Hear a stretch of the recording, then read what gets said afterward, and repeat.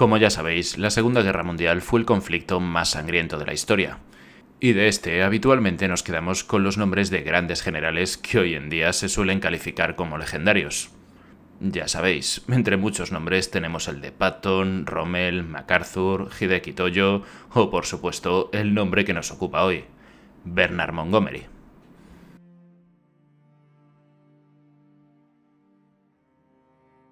Hola, ¿qué tal? ¿Cómo estáis? Bienvenidos a un nuevo vídeo en el que, como veis, hoy volveremos a la Segunda Guerra Mundial para volver a hablar de algunos grandes nombres que nos dio aquel conflicto. Si recordáis, ya hace algunos meses hablamos del general Patton y hoy nos toca pararnos en la llamada pérfida Albión para pararnos en el que fue, pues yo creo que es su militar más famoso, el mariscal Montgomery. Y para ello el guión de este vídeo corre a cargo de mi colega Juanjo de la web del Cajón de Grison, que bueno, ya os he recomendado su trabajo en varias ocasiones, él mismo se ha pasado por aquí en un directo creo que 2 veces, y bueno, una de ellas con motivo de este fantástico libro que escribió ya hace casi un año, si no recuerdo mal, y bueno, me ha soplado que está preparando su segundo libro, pero bueno, todo llegará. Y es que, como os acabo de decir, este hombre es todo un héroe nacional para los británicos por su victoria en el Alamein frente a Rommel. Pero fuera de sus fronteras la cosa cambia bastante. Y es que muchas de las naciones aliadas le consideran poco menos que un oportunista. Primero por no explotar bien sus victorias, y segundo por sus constantes derrotas en territorio europeo. Así que veamos más detenidamente su figura, si fue más un héroe nacional, o por el contrario, como decían sus detractores, un simple oportunista. Empecemos su historia pues por donde se suele empezar, es decir, por su infancia. Y es que este hombre nació el cuarto de 9 hermanos en Londres un 17 de noviembre de 1887 en el seno de una familia religiosa, ya que su padre era obispo anglicano irlandés que había regido una diócesis australiana durante 12 años. Este hecho, unido a que pasó parte de su infancia en Tasmania, influiría mucho en él, ya que prácticamente desde sus inicios sería una persona religiosa muy dada a la oración. Por supuesto, alguien como él también sería un excelente deportista. De hecho, sería el jugador de rugby más destacado y el mejor nadador de su colegio. Y aquí igual algunos estaréis pensando, ¿para qué nos estás contando todo esto si lo que nos interesa de este hombre son sus batallas en la Segunda Guerra Mundial? Pues porque creo que es bastante importante comprender su infancia para luego posteriormente entender su carácter en el futuro. Tras estar un tiempo destinado en la India, como parte de la seguridad de la colonia, volvió a Gran Bretaña en 1910 y fue ascendido a teniente. Al estallar la Primera Guerra Mundial, fue de los primeros en ir destinado a Francia. En la Gran Guerra lucharía como oficial en el Real Regimiento de Warwickshire. Pero poco tardaría en ver que esta guerra poco se parecía a otras, ya que durante la primera batalla de Ypres, entre los meses de octubre y noviembre de 1914, fue alcanzado por un disparo de un francotirador que le atravesó el pulmón derecho. Tras recuperarse, volvió al frente como oficial del Estado Mayor, participando en la batalla de Arras. Acabaría la guerra como jefe de Estado de la 47ª División. Durante el periodo entre guerras estuvo al mando del 17º Batallón de Fusileros Reales, y después del primer batallón del Real Regimiento de Warwickshire, para posteriormente ser nombrado comandante de la 9ª Brigada de Infantería. Pero bueno, vamos a lo que nos interesa y hablemos del conflicto que le hizo pasar a la historia. Y es que a pesar de sus acciones en esta guerra, la cosa para él no empezó de las mejores formas, ya que el estallido de la Segunda Guerra Mundial le pilló al mando de la 8ª División en Francia. Después pasaría a la 4ª y tuvo que enfrentarse a la ofensiva alemana sobre Francia, la cual para él y para muchos otros soldados aliados terminaría reembarcando en Dunkerque en la Operación Dinamo, conocida como el Milagro de Dunkerque. Tras la derrota y una vez de vuelta a su patria, le asignaron al mando territorial en la zona sudeste. La oscura nube dentro de la que se desarrolla su carrera se disipó de pronto en agosto de 1942, cuando Montgomery conocería al primer ministro británico, Winston Churchill. Aquel encuentro sería sin duda alguna un cambio en su destino, ya que en el África septentrional ambos se encontraron en la capital egipcia, en el Cairo. Churchill tenía que resolver el problema que suponía el 8º Ejército, la unidad más potente inglesa en África. Aquella que sobre el papel debería haber contenido primero y derrotado después a los italianos y alemanes al mando del general Rommel. El 8º Ejército se encontraba sin jefes en aquel momento, ya que al principio de la guerra los británicos habían resistido al Regio Esercito italiano bajo el mando de Archibald Percival, y luego lo habían perseguido durante un tiempo. Una vez formado el 8º Ejército en septiembre de 1941, el mando fue para Alan Cunningham, quien en menos de 3 meses fue sustituido por Neil Ritchie. Y a Ritchie a su vez le sucedió Claude Auchinleck, quien sería el primero en unir su nombre al Alamein para una batalla de detención y desgaste. Este sería también sustituido, y fue entonces cuando Churchill se acordó de aquel extravagante general experto en Oriente Medio y que era tan popular entre las tropas.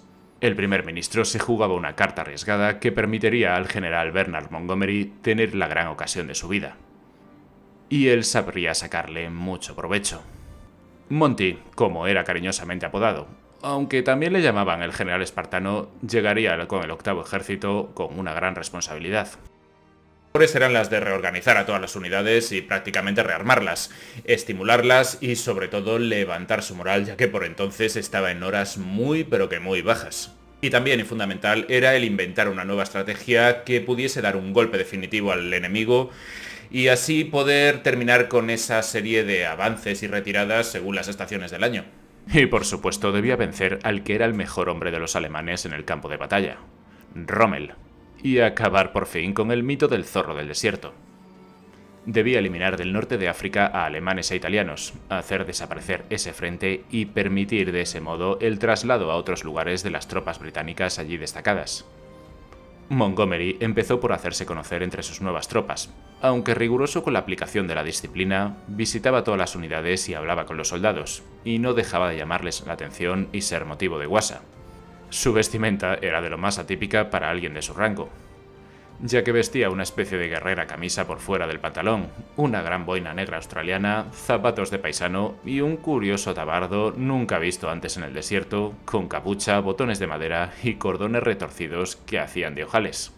Apenas comía un poco de carne cocida y tostadas, y cada mañana al amanecer caminaba durante al menos media hora llevando detrás a los miembros de su Estado Mayor.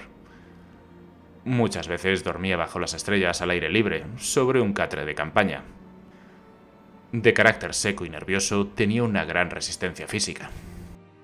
Pero también sus hombres se dan cuenta de que no es simplemente un hombre que les manda, sino también un tipo que se sabe comunicar con ellos y que respeta su sacrificio y su fatiga. También se deja acusar de seguir la inercia sin replicar y sobre todo que, no arriesgaba las vidas de sus hombres inútilmente. Durante toda la duración de la guerra, ya mandase al octavo ejército en el Alamein o al 21 grupo de ejércitos en Normandía, quiso que sus soldados tomasen siempre el té por la tarde. El cual, como ya sabéis, es un auténtico rito para los ingleses, y no sería el hijo del obispo quien le interrumpiría. El té nunca les faltó. Monty se sentaba en un cajón entre la ropa cada día en un lugar diferente. Participaba con uno más en las conversaciones de los soldados, contestando a las preguntas e incluso a veces haciéndolas él mismo.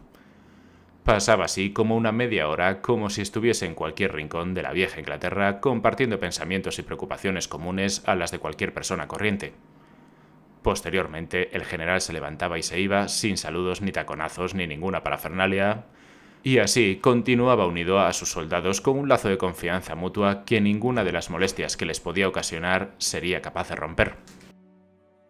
Cuando comienza la ofensiva tiene de su parte unos 1000 cañones y unos 300 carros de combate Sherman que ha conseguido de los estadounidenses, los cuales estaban muy adaptados para este terreno. Rommel, por su parte, tenía a los pesados Panzer alemanes y a las pequeñas latas de sardinas de los italianos. Además, Rommel tenía un claro punto en su contra, y es que no tenía posibilidades de recibir sus provisiones. El Mediterráneo prácticamente era un lago inglés y el estrecho de Messina es patrullado día y noche y no podía pasar ni un barco. A los alemanes les faltaba gasolina y el agua y los víveres. Los Afrika Korps de Rommel se estaban cansando y desmoralizando. A sus tropas solo las animaba de vez en cuando lo que quedaba de su leyenda del victorioso hombre de primera línea. Montgomery sabe que debe combatir esa psicosis de Rommel invencible, así que él también iba a primera línea. Y también aparece de forma imprevista entre las tropas, incluso come el mismo rancho que los soldados sentado en el suelo y con la escudilla entre las piernas como cualquier infante. Entre el 23 de octubre y el 4 de noviembre de 1942, el octavo ejército de Monty pelea en la batalla por la que a la postre será recordado tras la guerra, y esta es por supuesto su victoria en la batalla del Alamein. En este frente, el enemigo está prácticamente anulado. Lo único que les queda es perseguirlos hasta Túnez, donde Rommel cogerá un avión hasta Alemania dejando atrás a sus soldados. Estos habían resistido en el Alamein y también había que mencionar que los italianos tuvieron que pelear también contra los alemanes que se habían llevado sus medios de transporte para escapar de allí. Esto lo reconocería él mismo cuando dijo que los alemanes huyeron con los medios de transporte quitados a los italianos, a lo que añade una odiosa frase de las más pronunciadas por antipatía o para aumentar su fama de hombre difícil. Eso era militarmente justo, aunque políticamente equivocado. Le convenía enfrentarse a los alemanes. Vencer a los pobres italianos no le daba demasiada gloria. Mientras que si decía que había derrotado a los invencibles hombres del Zorro del Desierto, eso sí que le daba una gran fama y triunfo. En este caso, el hijo del obispo se olvidaba de la Biblia, y en realidad será él mismo quien reforzará con astucia el mito del Zorro del Desierto para luego poder hacer que los cronistas y los historiadores escriban que Rommel fue un grandioso militar, pero fue Montgomery quien le derrotó. Pero claro, desde el punto de vista militar siempre nos quedamos con esto, pero la historia no terminó ahí, ya que verá el desembarco del octavo ejército en Sicilia y la posterior subida de este por la vertiente oriental de Italia hasta los territorios de Ortona y Pescara. Durante todo este avance, como ya os comenté en el vídeo de Patton, estará en una continua competencia contra el general estadounidense. Tras esto, Montgomery se despedirá de sus soldados que le habían hecho conocido y llegará hasta la que fue la mayor empresa de todas, el desembarco en Normandía. Allí estaría al mando del 21º Grupo de Ejércitos bajo las órdenes de Eisenhower. Durante la campaña de Francia recibirá el bastón de mariscal y apuntará hacia el norte de Europa. Liderará Bruselas, marchará hacia el Rin y lo cruzará, aunque lo adelantará George Patton, su rival en la carrera por llegar a Alemania. Entrará en Westfalia y tomará Hannover y Lübeck. Y el 4 de mayo de 1945 recibirá en su cuartel general a los vencidos alemanes para firmar la rendición de las fuerzas alemanas del sector noroeste. La gloria ya había sido alcanzada en el Alamein y su nombre permanece unido al de aquella empresa que derrotó a Rommel y el vizconde del Alamein será su título nobiliario. Ante todo esto es el vencedor de África, el resto es una secuela de aquel espléndido éxito. Sin embargo, el origen, el resorte, es la elección hecha por Churchill en el Cairo, de un general quizás solamente conocido por él, pero en quien sin duda se podía depositar su confianza.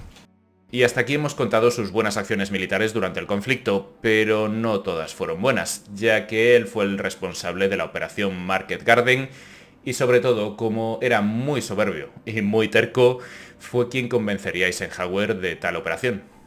En esta operación, el objetivo era tomar una serie de puentes sobre los principales ríos de los Países Bajos situados tras las líneas alemanas y abrir un corredor por el que los aliados pudieran llegar rápidamente al Rin, la última barrera natural antes de entrar en Alemania. Una planificación demasiado optimista. Un mal desarrollo de la operación y sus consecuencias posteriores lo llevaron a una estrepitosa derrota. Los aliados lograron tomar los primeros puentes, pero no pudieron hacer el mismo con el de Arnhem. La contraofensiva alemana, con la primera división aerotransportada británica, causó más bajas aliadas que en la invasión a Normandía. Muy posiblemente su responsabilidad en el desastre de Market Garden fue consecuencia de su afán de protagonismo. Esta derrota aliada es el mayor fracaso militar de los aliados en las últimas fases de la guerra contra Alemania. La guerra en Europa finalizaría 7 meses después. El mariscal Montgomery fallecería por causas poco claras un 24 de marzo de 1976 en su casa en Hampshire a los 88 años de edad. Aquí mi vídeo de hoy, si os ha gustado ya sabéis, podéis suscribiros que es gratis, dejarme un like que me ayuda mucho, un comentario que me ayuda más todavía o podéis compartir el vídeo en vuestras redes sociales y si no os ha gustado, pues como suelo decir en alguna ocasión, recomendárselo a alguien que os caiga mal para que se fastidie y se lo trague. Un saludo y hasta el próximo vídeo.